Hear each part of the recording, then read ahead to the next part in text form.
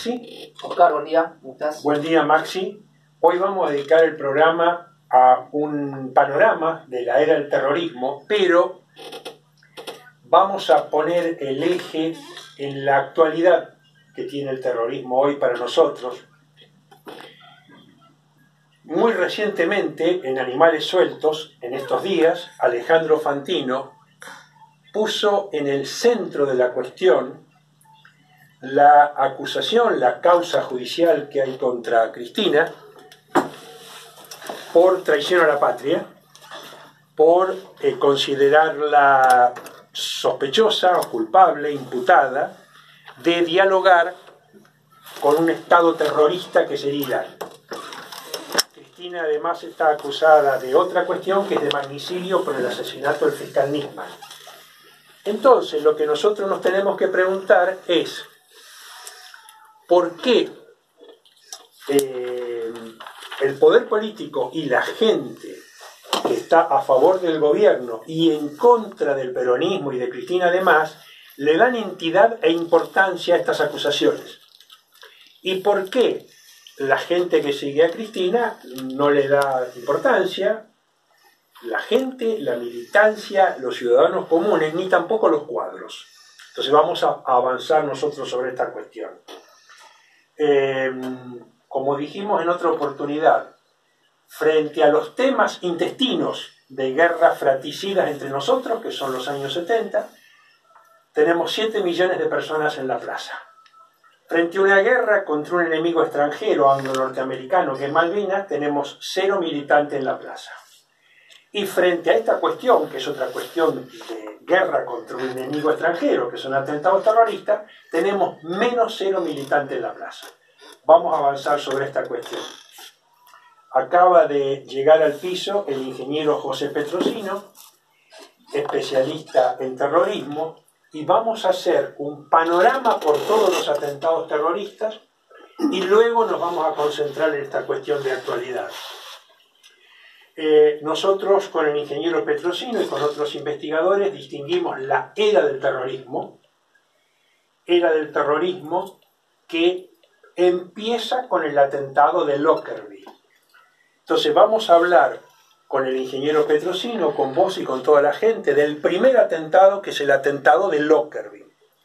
Vamos a recordar que hacia fines de los 80, 1989, un avión norteamericano de Pan Am voló por los aires, murieron muchas personas, todos los pasajeros. Este avión venía en vuelo, pero al caer sus restos sobre una pequeña aldea o pueblo de Escocia llamado Lockerbie, mató gente ahí y por eso el juicio se hizo en Lockerbie. Entonces, el avión es norteamericano, el acusado es Libia, pero el juicio se hace en Escocia, Lockerbie. Entonces, este es el primer atentado. Y hubo momentos donde la Cancillería argentina, el canciller Rafael Bielsa, canciller de los primeros tiempos de Néstor Kirchner, consideraba que el juicio Lockerbie era el paradigma de la verdad y del preciosismo y del rigorismo. Entonces el canciller de la República Argentina, no cualquier pelapapas, proponía que la Argentina, para sus atentados terroristas, haga algo parecido a Lockerbie y busque otro país para hacer los juicios. O sea que el juicio Lockerbie por este atentado tiene un peso paradigmático importante. Ahora, se le juró, se le perjuró y se le garantizó al mundo que estaba absolutamente comprobada la culpabilidad de oficiales de inteligencia libios y por ende de Gaddafi. Vamos a historiar un poquitito este atentado, luego le vamos a pedir que nos aporte el ingeniero Petrosino, porque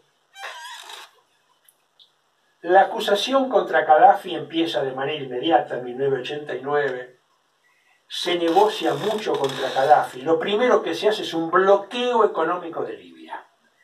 Y Gaddafi, para negociar esta situación, porque el bloqueo era enormemente dañino para su mundo, yo Nuestro país no acepta la culpabilidad en términos del derecho penal. No somos culpables. Pero vamos a indemnizar a los familiares de las víctimas. Y les da una indemnización asquerosa, pornográfica. 10 millones de dólares cada uno. 10 millones de dólares cada uno. Una familia argentina, porque había una pareja argentina, cobraron 20 millones de dólares. Bueno, 10 millones de dólares a cada uno. Bueno, Gaddafi creía que hacía bien con eso, pero no.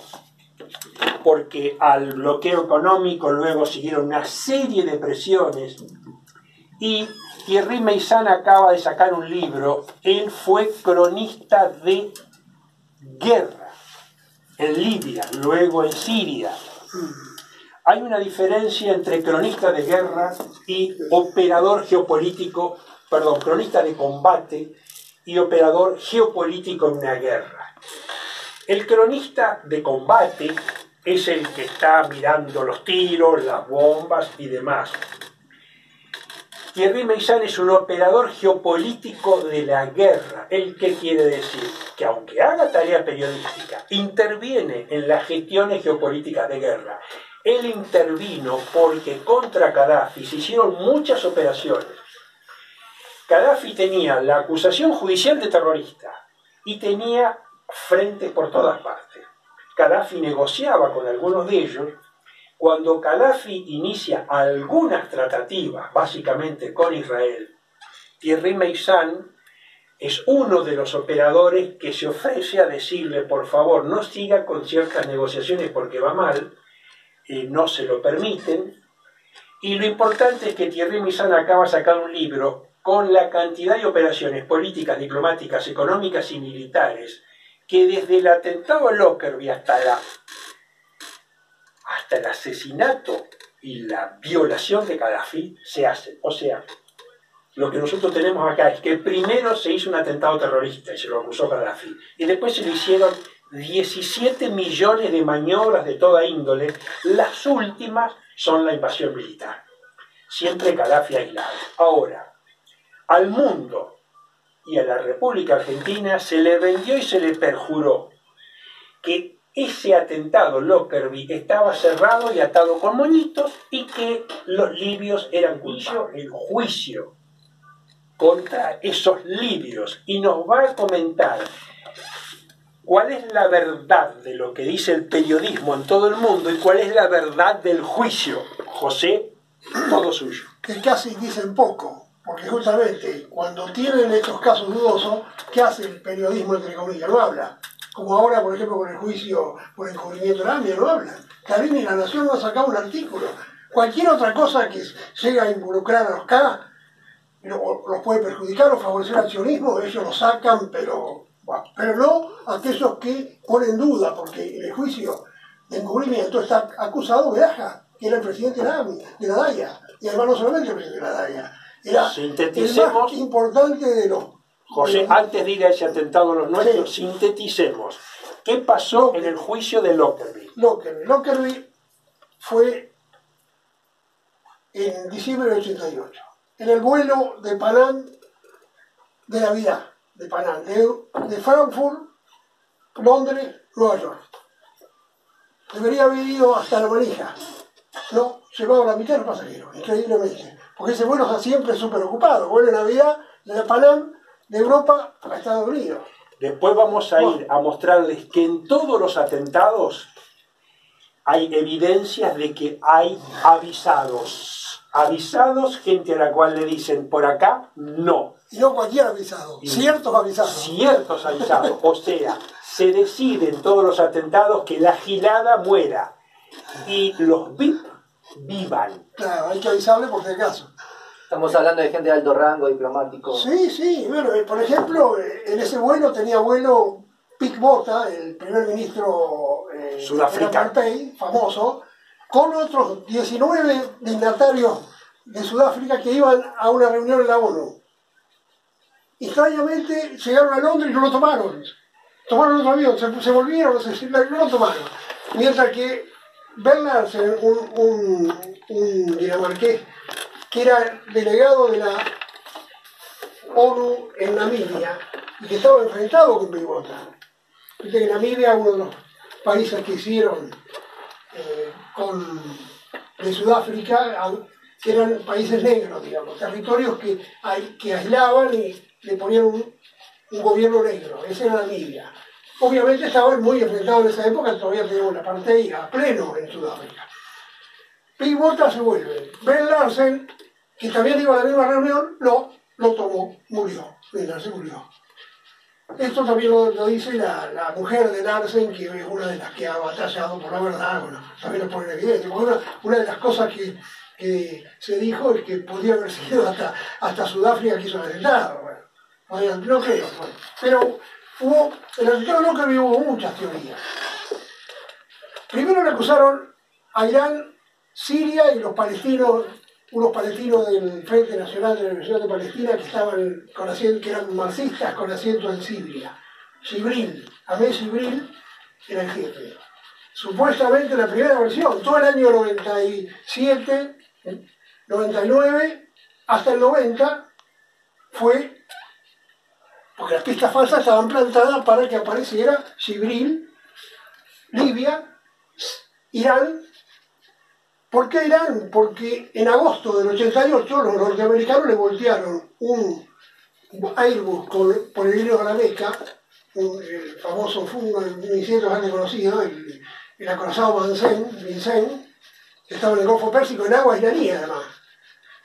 Este era un avión civil de día, no había ninguna razón para que lo voltearan. 200. Y esto supuestamente en esa hipótesis le la había dado la excusa a Irán para hacer ese atentado. Era la venganza. La venganza de Irán era haberle pagado a Jibril para que hiciera el atentado. Bueno.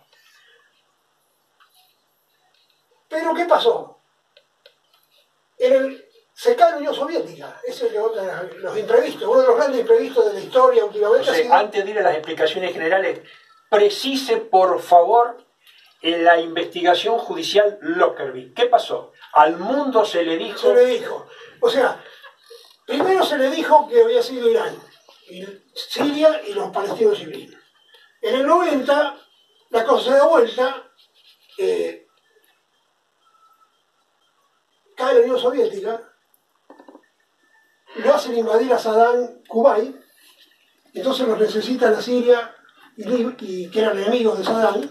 Entonces, ¿qué hace? Le sacan la acusación falsa que le habían impuesto a ellos y con las mismas pistas falsas plantadas se la pasan a Gaddafi.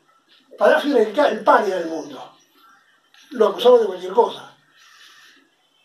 Con la excusa de que era porque la venganza de Gaddafi por esa vez que le bombardearon y que mataron a la hija adoptiva. Un año antes le habían bombardeado los americanos Benghazi.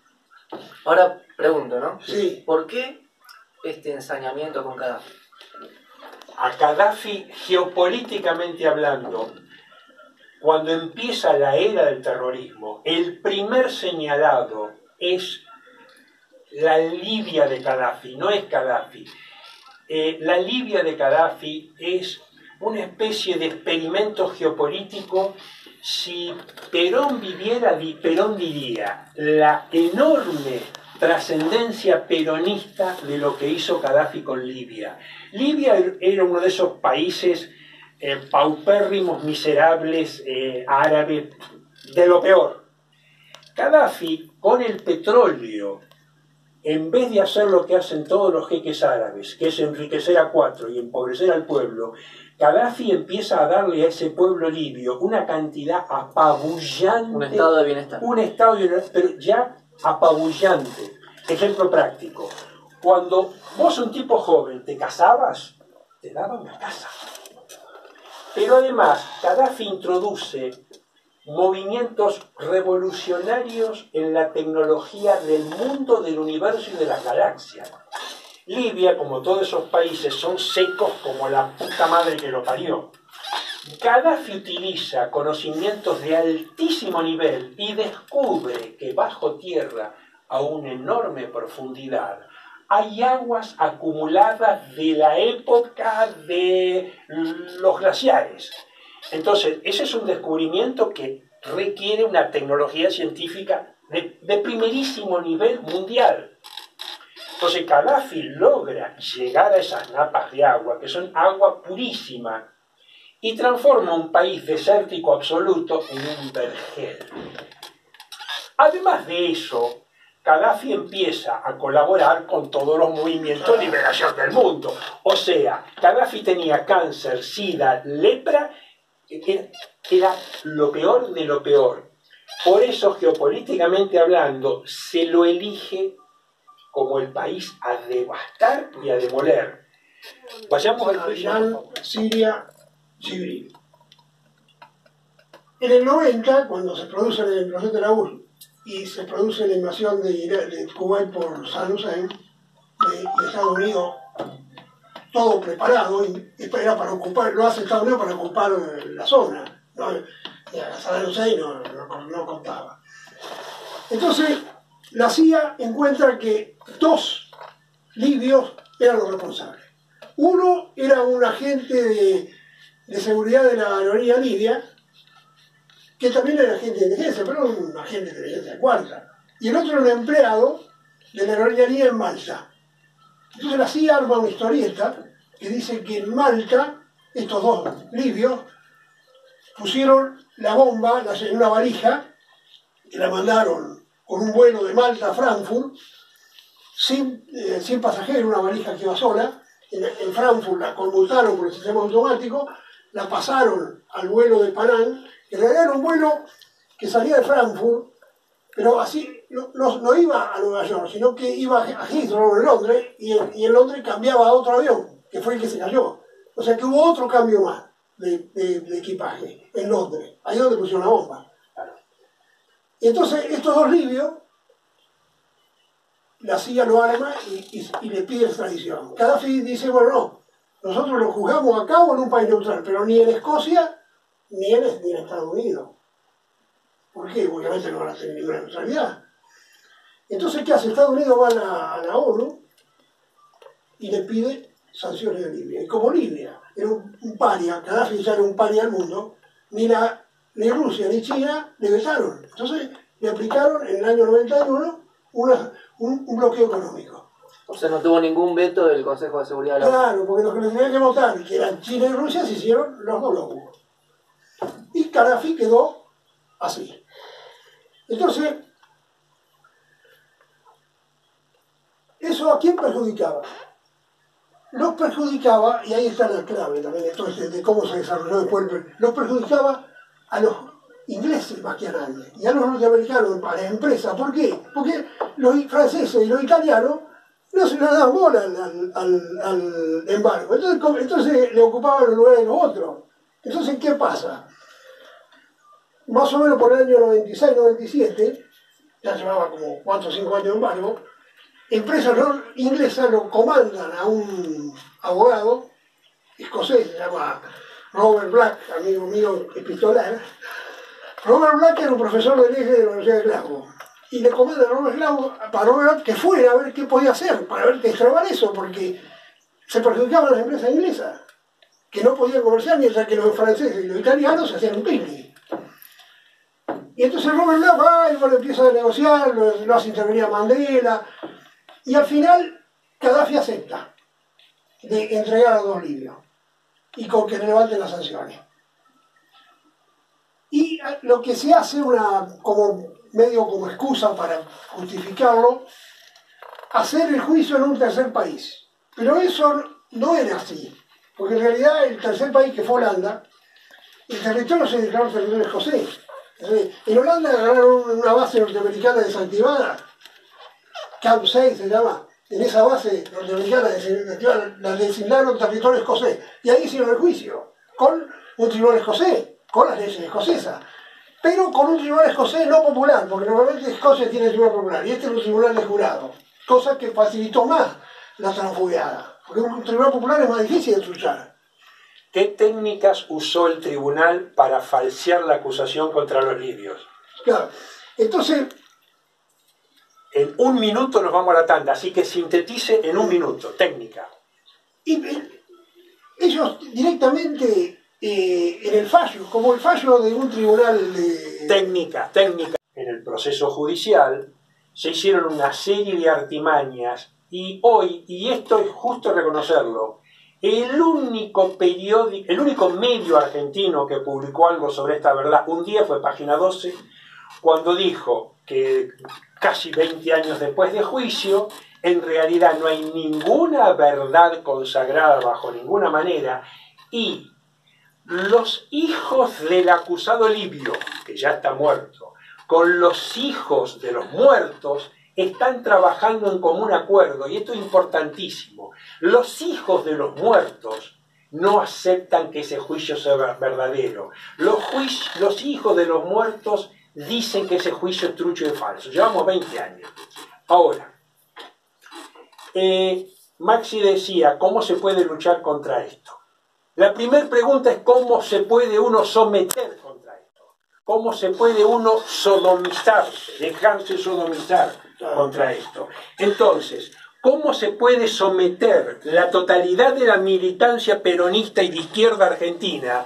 ¿Cómo se puede someter habiendo contra Cristina, una superlíder, juicios de traición a la patria? Esta es la madre del borrego. No es cómo se lucha. Prima facie es cómo se someten pueblos enteros frente a esto.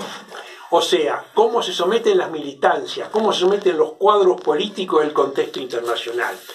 El atentado de Lockerbie en un sentido es perfecto porque Gaddafi logró ser aislado del mundo. Entonces no solo hicieron el juicio que quisieron, sino que demolieron y devastaron ese país.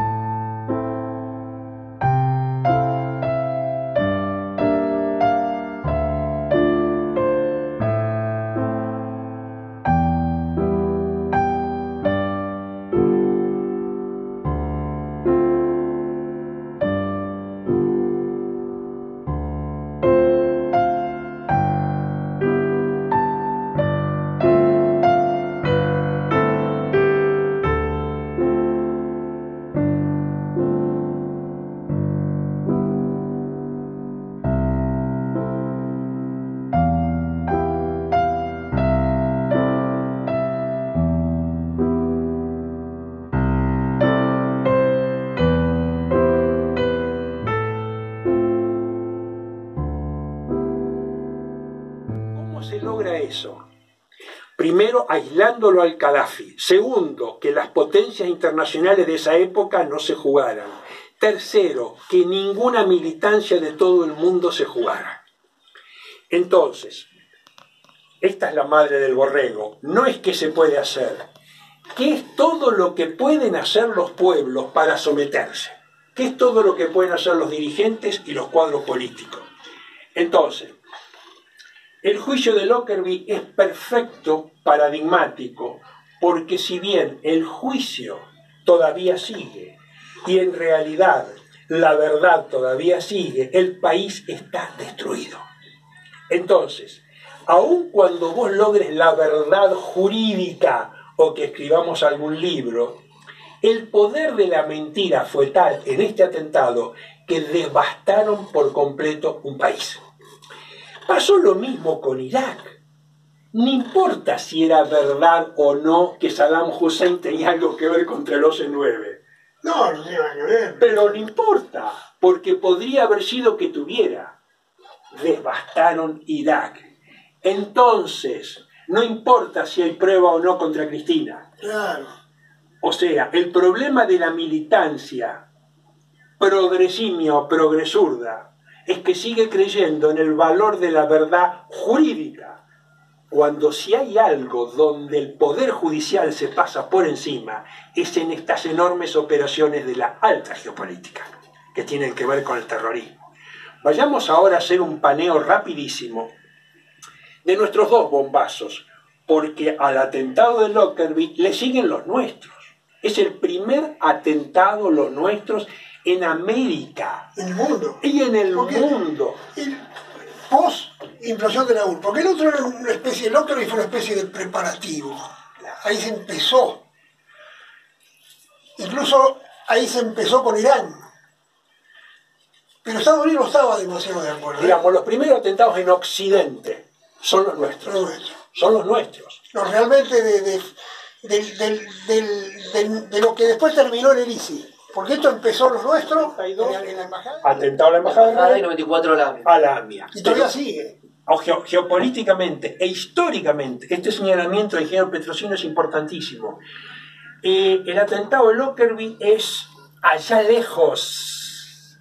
Fue un antecedente. El atentado donde se debuta en el occidente judeo-cristiano son los nuestros. Entonces, hasta ahora, ¿qué le pasa a la militancia argentina?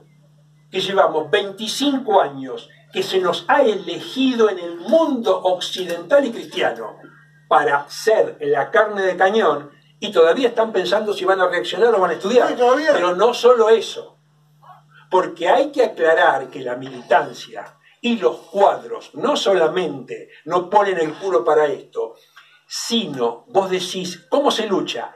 ¿Cómo se puede atacar a aquellos que resisten, que somos los investigadores?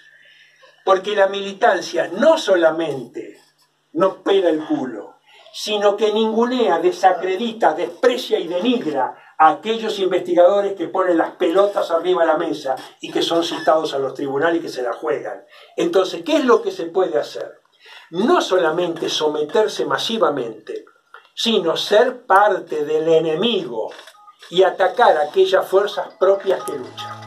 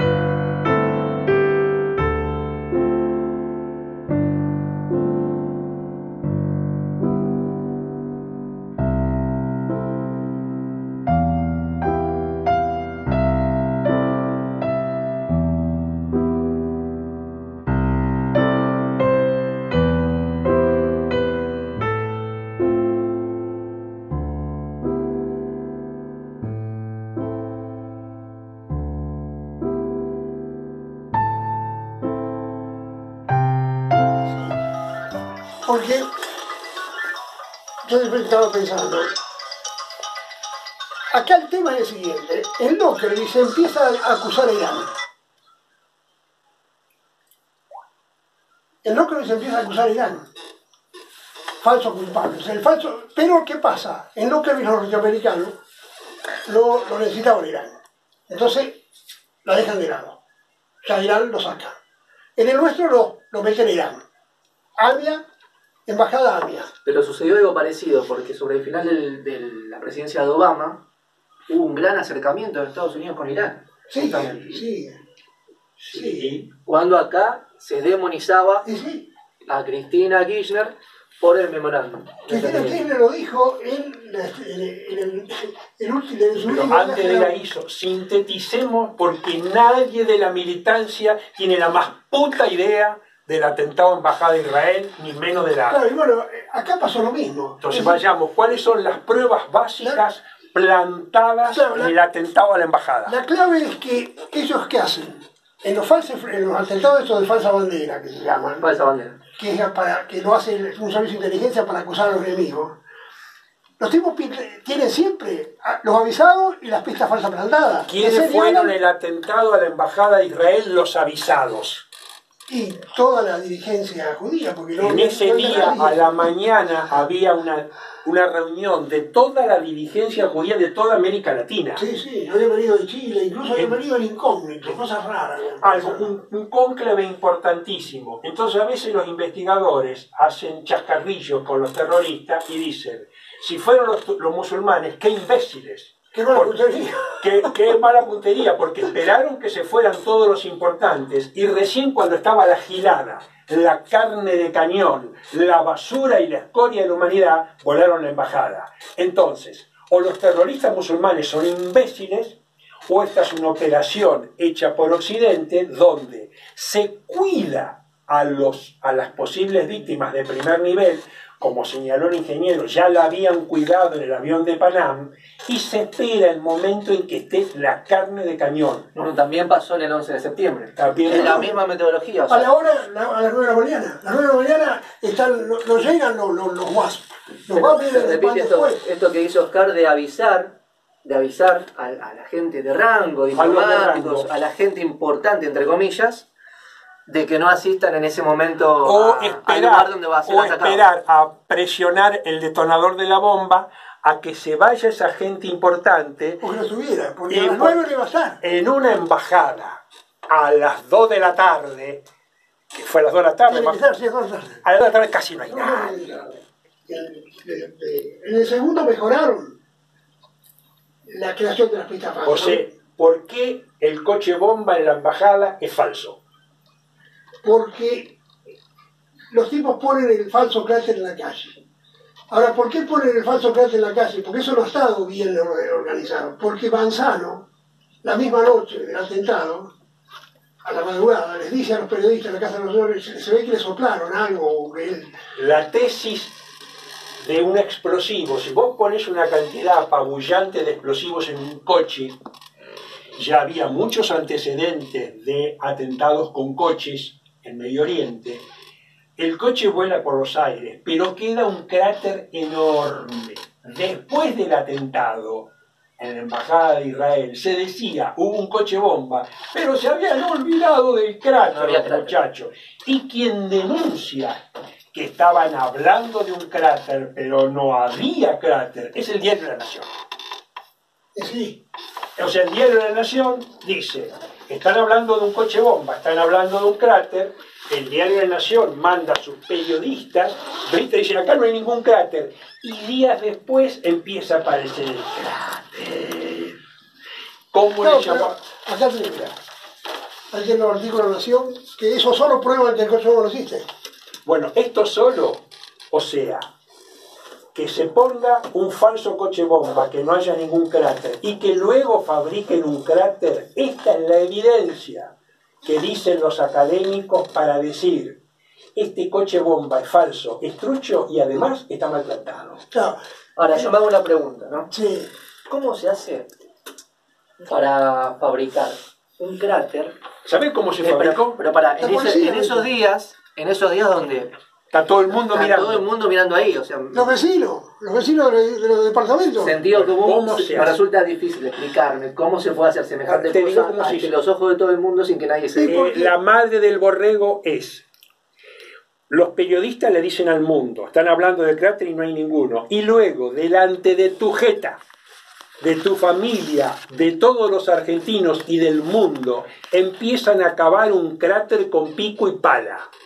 Y luego logran que los periodistas que habían denunciado que el cráter era trucho se empiecen a callar la boca. Los periodistas, el gobierno, la clase política y todo el mundo se empieza a callar la boca. Entonces la operación técnica esta se llama, después del atentado terrorista vienen las maniobras terroristas de encubrimiento.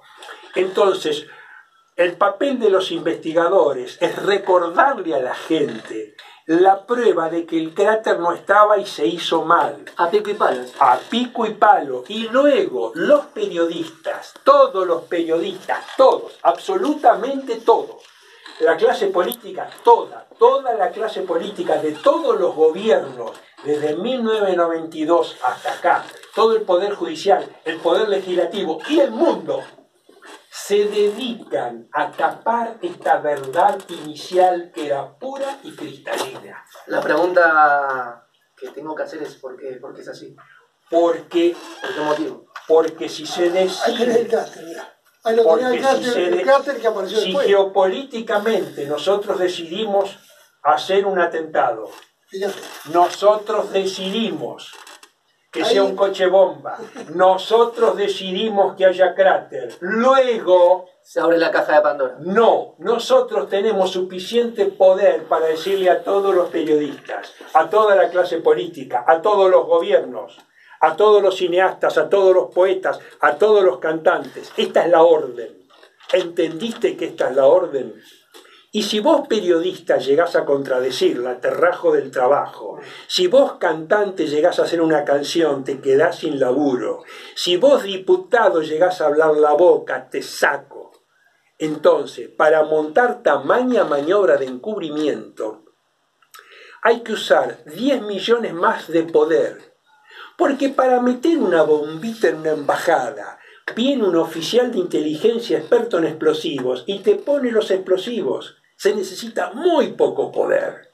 Ahora, para lograr que toda una república, con todos sus estamentos, durante 25 años se la coma, necesitas una dosis de poder enorme para lograr que todos los presidentes, sean de la bandería que sean, desde el Menem que en aquel entonces, hasta Néstor Kirchner, Cristina, Duhalde y demás, se la comen todos. Pero el problema no es que se la coman solamente los presidentes, se la comen todos los cuadros políticos, se la comen todos los periodistas.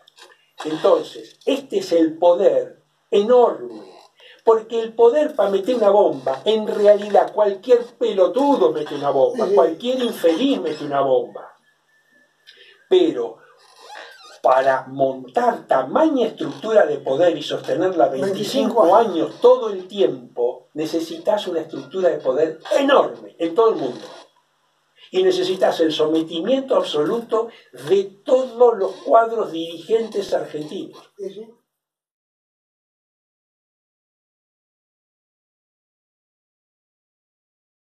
Se confunde. Te hacen creer que el terrorismo, meter una bomba, matar gente. Eso es importante, es lo secundario. Porque acá lo que ves es, ponen una bomba, matan 22 personas en la embajada, 22 perejiles, carne de cañón. La bomba enorme, la bomba gigantesca... Son los que mueren por día por accidente de tránsito en Argentina. Entonces la bomba gigantesca es usar miles y miles de toneladas de cartuchos durante 25 años, toneladas y millones de dólares, para lograr tener sodomizada a la totalidad de una población. Esto es terrorismo. Lo primero es como la sonada de nariz. Lo segundo, eso es terrorismo. Es el poder enorme del terrorismo. Claro, el encubrimiento, el enorme atentado, podía ser hasta un accidente, ¿no? Una explosión de gas. Pero eso es lo de menos. Y vamos a hablar... Lo que viene son los 25 años de mentira. Del papel patriótico de la Corte... Yo le quiero explicar una cosa a él. Corte loco, sí.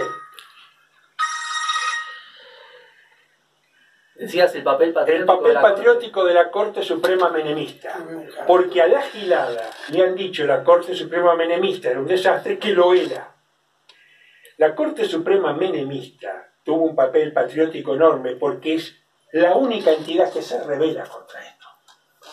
Porque jurídicamente había una discusión técnica y algunos decían fue afuera, hubo un coche bomba y otros se revela frente a la hipótesis oficial, digamos. Se revela, ahora te voy a decir cómo se revela.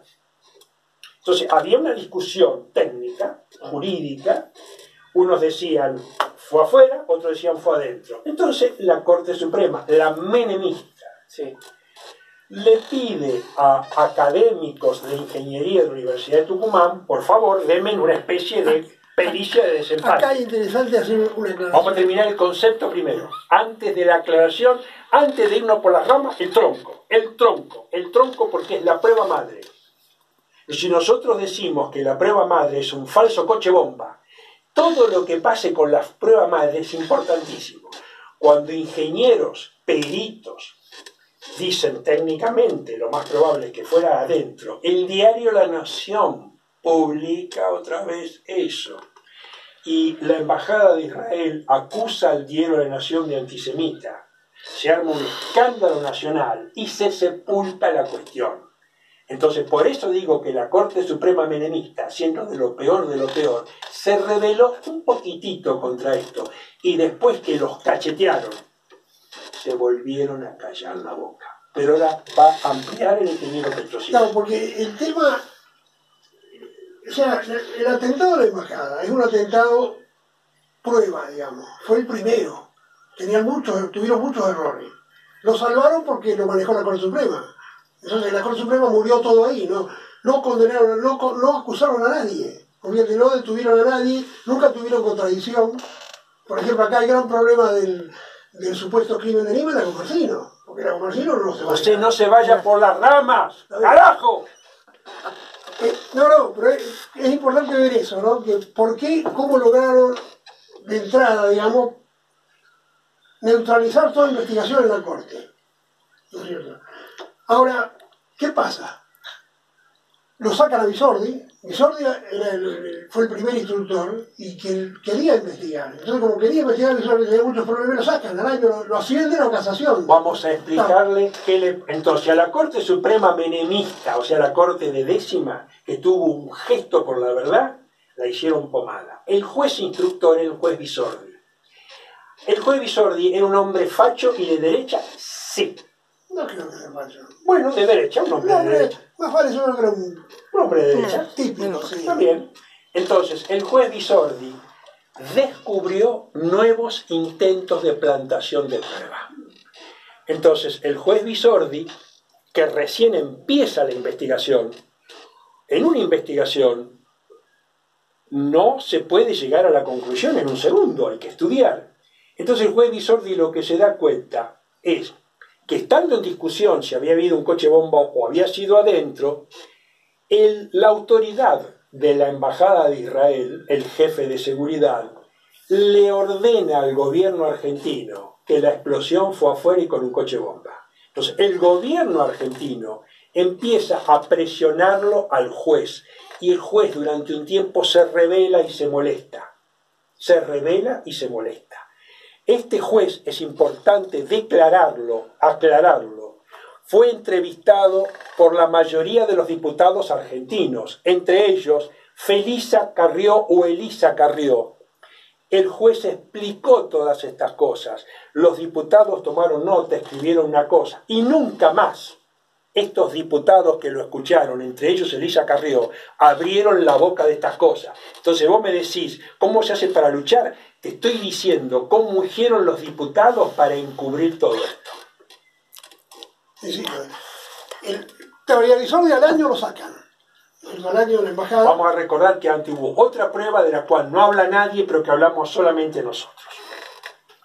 Hubo un señor que se llamó Sedarri, que era un pobre tipo que estaba por ahí. Y Sedarri se da cuenta que ese día él ve corriendo por la calle a un señor con un aparatito con lucecitas. Ese señor se mete en un auto y al segundo vuela a la embajada. Entonces el señor Sedarri, con sentido común, dice: a mí me parece que acá hubo un tipo que hablaba en un lenguaje extranjero, que andaba con un aparatito y que cuando terminó de tocarlo voló todo. Era la prueba de que no había ningún coche bomba. Ese testigo, el testigo Sedarri, es un testigo oficial. El doctor Fay en su libro habla de ese testigo Sedarri. Nadie habla del testigo Sedarri. Y nos tenemos que ir ya nuevamente a un corte. Nos vamos a un corte y seguimos. Bárbara Honegger, premio por su libro sobre ciertas cuestiones de geopolítica de primer nivel, básicamente sobre Irán Gate y Narco Gate. Bárbara Honegger, junto con otros investigadores norteamericanos y franceses, escriben un libro sobre el atentado Charlie Hebdo, porque vamos a ver de qué forma Charlie Hebdo está directamente ligado con lo nuestro y con la muerte de Nisman. Bárbara Honegger, en este libro, el atentado Charlie Hebdo es el primer atentado donde se unen investigadores norteamericanos, franceses y argentinos para investigar. Es decir, es el primer atentado investigado internacionalmente. Bárbara Honegger da cuál es el puntapié inicial de la era del terrorismo. Él dice que en el año 2000, un grupo de geopoliticólogos norteamericanos fundan una entidad que se llama Proyecto para una Nueva Centuria Norteamericana. Y publican un manifiesto que se llama Reconstruyendo las Defensas de Norteamérica.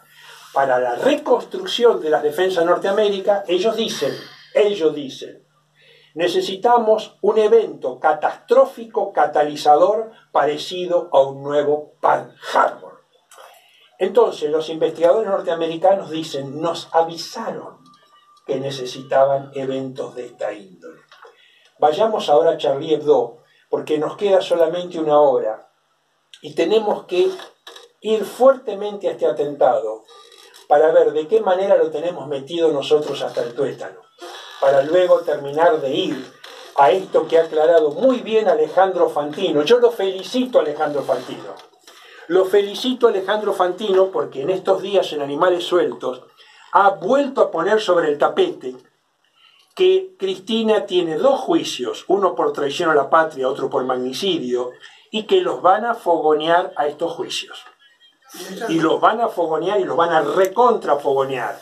Entonces, gracias Fantino, porque gracias a que a Fantino nos mete un palo en el orto a todos, en una de esas, la militancia y los cuadros políticos que siguen drogados sin despertar, capaz que empiezan a despertar. Entonces, vamos a repasar rápidamente Charlie Hebdo, porque Charlie Hebdo es uno de los atentados prácticamente descubiertos en tiempo real. Hasta el atentado de Charlie Hebdo, yo me mantenía en un principio que había enseñado Thierry Meyssan, que lo seguíamos nosotros, es ocurrido un atentado, esperemos a tener alguna prueba seria. Ahora, cuando el atentado de Charlie Hebdo se dice, 2 especializados, 2 comandos, hicieron un desastre, asesinaron periodistas y se olvidaron el pasaporte, Paul Craig Roberts, investigador norteamericano, pone el grito en el cielo y le dice al mundo, esto es una operación de falsa bandera. ¿Por qué? Porque ya teníamos mucho de estas huellas. En el atentado a la AMIA, un delincuente profesional como Tejeldín se olvidó el motor con el número. En el atentado del 11 del 9, cuando todo estaba prendido fuego y en llamas, aparecieron pasaportes. Aparece el pasaporte intacto. Por eso los norteamericanos salen con los tapones de punta y todos los investigadores norteamericanos, franceses y argentinos nos ponemos a estudiar. Entonces, ¿qué es lo que aparece en el atentado de Charlie Hebdo? Se dice que en el techo, casualmente, donde en la calle estaban los comandos asesinando a un policía custodio de la revista, se nos dice en ese techo había un tipo que de casualidad filmó. Esa es la historia oficial. El problema es que cuando aparecen filmaciones oficiales de las televisiones europeas sobre ese techo, no había un tipo de casualidad, había 12 arriba del techo y algunos de ellos con chaleco antibala. Entonces, la primera prueba oficial del gobierno francés es falsa. Segunda prueba oficial. Esos tipos filman a los 2 comandos que primero le sacuden un disparo al pobre policía en la panza. Las imágenes nos muestran al pobre policía agarrándose la panza, retorciéndose en el suelo. Lo primero que dicen los investigadores es, estos tipos, los malos, usan acá una Kalashnikov. La Kalashnikov es un calibre de guerra. Entonces tenemos un tipo que le enchufaron un balazo en la panza y no hay sangre. Bueno, por esa casualidad. Pasan corriendo al lado de él los 2 comandos y le disparan a medio metro de distancia en la cabeza. No hay sangre. ¿Muere el tipo, el guardia? No hay sangre. Yo no me acuerdo, porque yo no lo conocí mucho. No solamente no hay sangre. Los especialistas en criminalista dicen, cuando vos te enchufan un balazo de un calibre de guerra en la cabeza a 1 metro, te destroza. Te destroza la cabeza, vuelan los sesos por todas partes, y cuando la persona recibe el impacto tiene que experimentar una conmoción epiléptica. El tipo no experimenta ninguna conmoción y no sale sangre.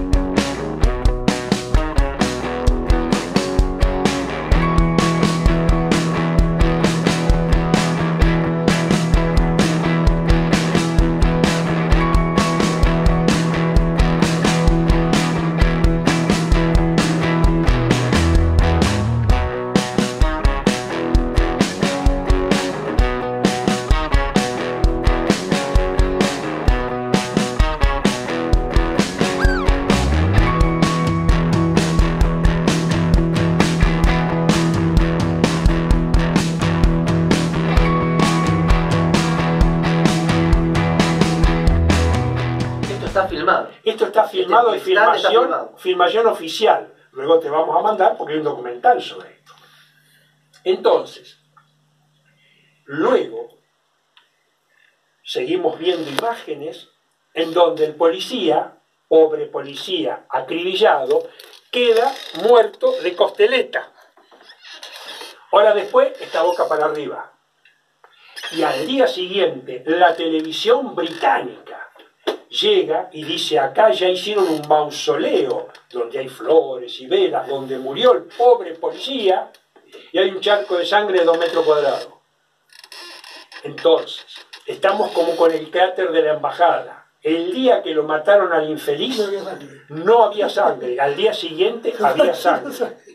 Entonces, luego los criminalistas estudian la trayectoria de la bala, que si vos lo mirás a simple vista, le apuntan a la cabeza. Cuando la mirás en cámara lenta, la bala picó 50 centímetros adelante del tipo y no le apunta a la cabeza.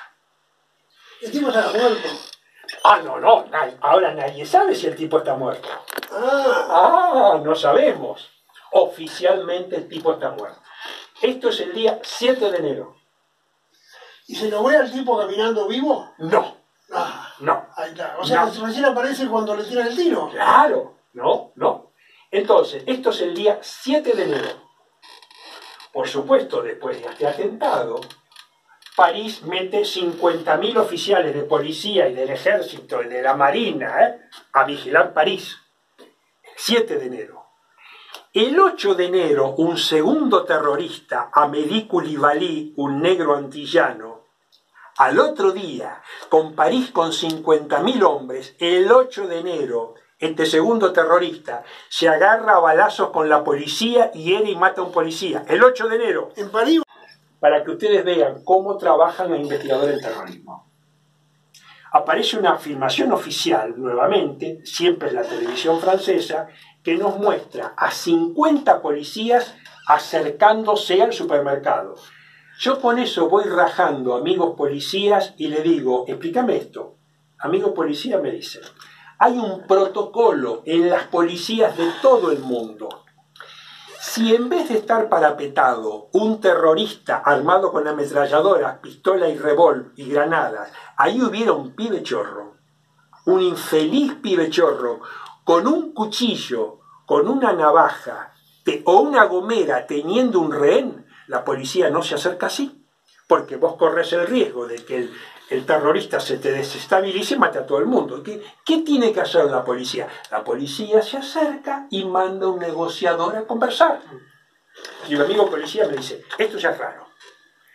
Se acercan los tipos. Todo esto es la filmación oficial de la televisión francesa. Se acercan los tipos y nuevamente, antes de ingresar adentro del supermercado, la policía empieza a disparar. Cuando uno mira las trayectorias de esos disparos, no queda claro a quién le están tirando, pero no importa. Se levantan las puertas del súper, entran algunos policías, bom, bom, bom, quilombo de tiro, y al rato sale el terrorista con su ametralladora. Entonces Francia dice: salió el terrorista y le enchufaron 200.000 balazos cuando salió. Historia oficial. El terrorista salió a vender cara su vida y lo ejecutaron. Esa es la historia oficial. Entonces vos te las comés. Vos decís: ¿qué terrorista pelotudo? Porque no mató ningún rehén y no se avivó. Pero eso puede ser porque estos son loquitos. No, son loquitos, tarado, imbécil, terrorista no imbécil. Son terroristas. No se le ocurrió tirar una granada y matar 20. No importa. Ahora, el problema de esta filmación oficial de la televisión francesa es: en cámara rápida vos ves al infeliz que sale con su metra tirando, en cámara rápida. Hay un especialista norteamericano, Morgan Reynolds, criminalista, funcionario de gobierno, que sentó una ley que dice: en cada atentado donde haya imágenes televisivas, no se coman nunca velocidad normal ni rápida. Estudien el cuadro a cuadro o estudien la cámara lenta.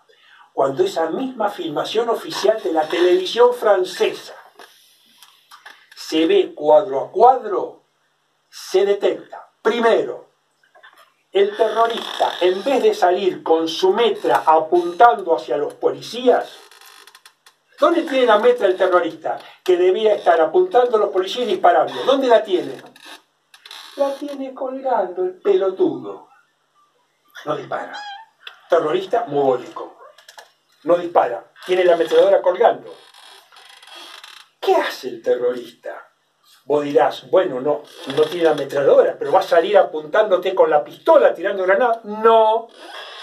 ¿Qué se descubre en la cámara lenta de esta imagen oficial de la televisión francesa? El terrorista tampoco sale de frente, sale de costeleta, sale de costado. ¿Y qué lleva en las manos el terrorista? ¿Qué lleva en las manos el terrorista? ¿Caca de un pañal de un niño? ¿Un sándwich? ¿Un choripán? No, el terrorista lleva las manos atadas. Y esto se ve en el cuadro a cuadro de la televisión oficial francesa.